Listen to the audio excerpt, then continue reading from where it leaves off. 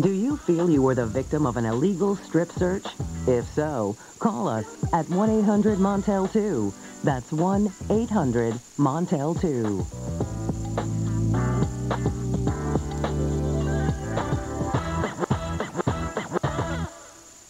We're talking today to a teen who was pregnant at age 13 and says she was tormented by her own mom.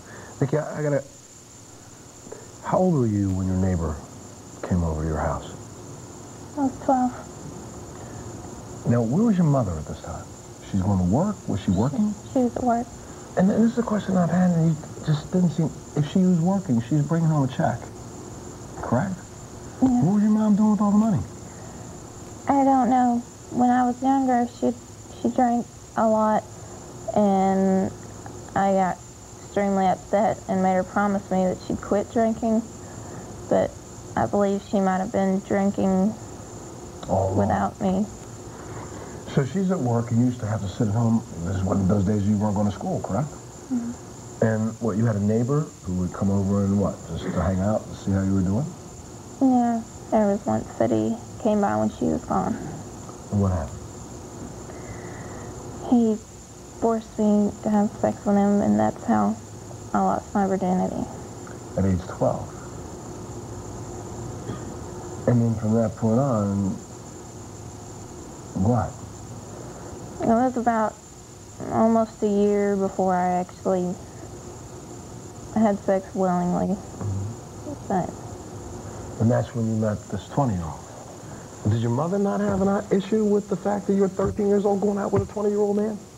no. I'd have beat that boy's head. Okay, so this relationship is going on. Yeah. What's mom doing? You weren't sleeping with him at home. No, she'd let me stay the night with him at his house. At his house. She brought home a test one day, and one morning when I woke up, she made me go take the test. And it was positive, and she got mad. What did she do? She kicked our wood stove, knocked it off the blocks, knocked the pipe out of the wall. She cussed and everything. Mm-hmm. But then she turned to you and she said, nobody can find out about this, correct? Well, she said, we're going to have to find a way to deal with this. And then once she had calmed down more, she said, we can't let anyone find out about this because they'll take you away, they'll take your baby away, they'll just...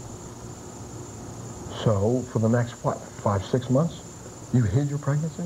Yeah. And explain to me how you're capable of doing this, because you're a small girl to begin with. You had to start showing, did you not? Well, I was quite a bit smaller than I am now when I got pregnant. I was only about 100 pounds.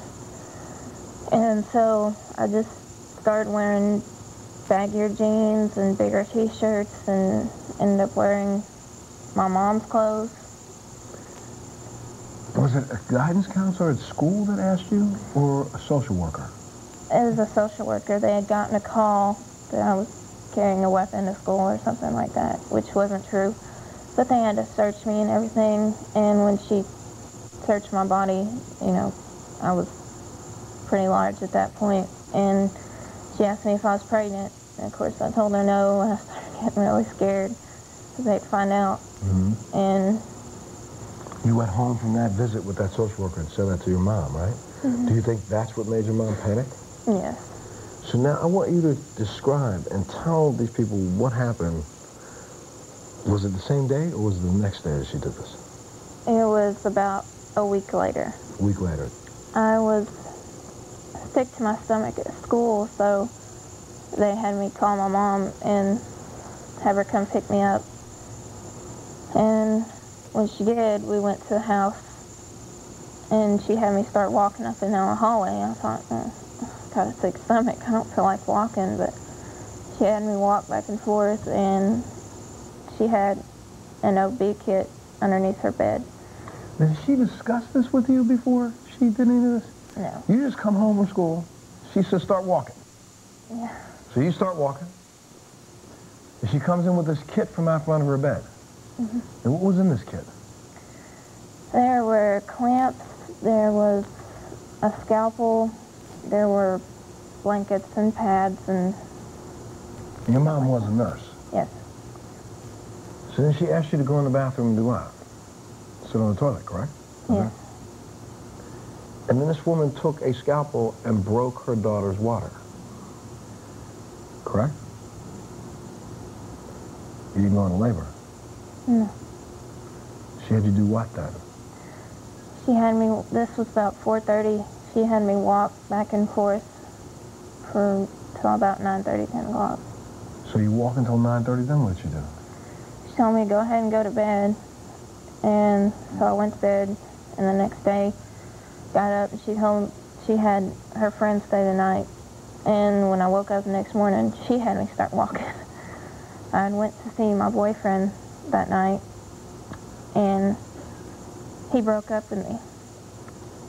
That day? Yes. And at this point, now he's denying that this baby is yours, right?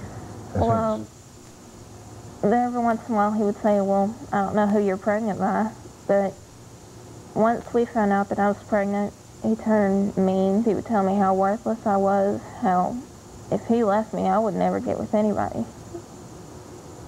So you break up with him, you go back to your house. Yes. This is now the second day after your water's been broken. And what did your mother do when you got back this time?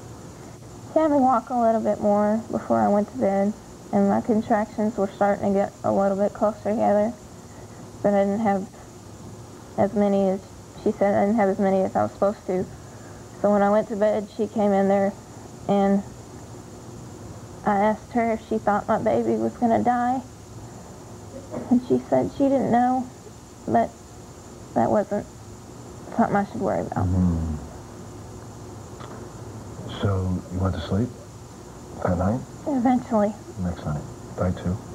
Wake up the next morning. This is now the third day after this lady's water has been broken, right? What did she do this day? We had to go to court, so we went into court and they did a drug test and wanted to get a pregnancy test, but since I told them I was on my period, they didn't do one.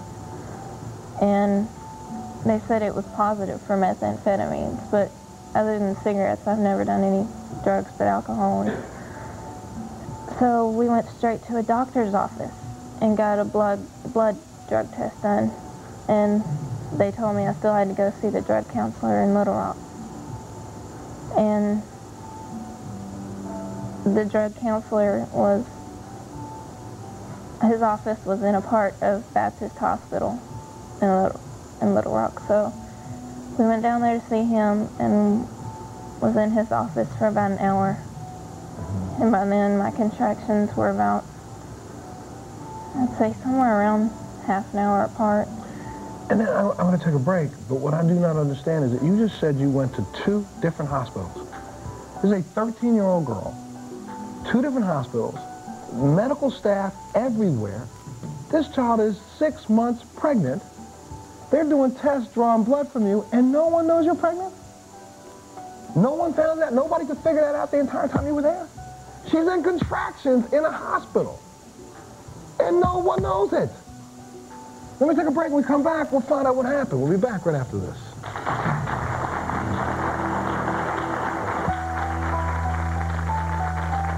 Grabbed the umbilical cord, and she ripped it from my uterus. And from what the doctors have told me now, there's a chance there's enough scarring that I may not be able to have children.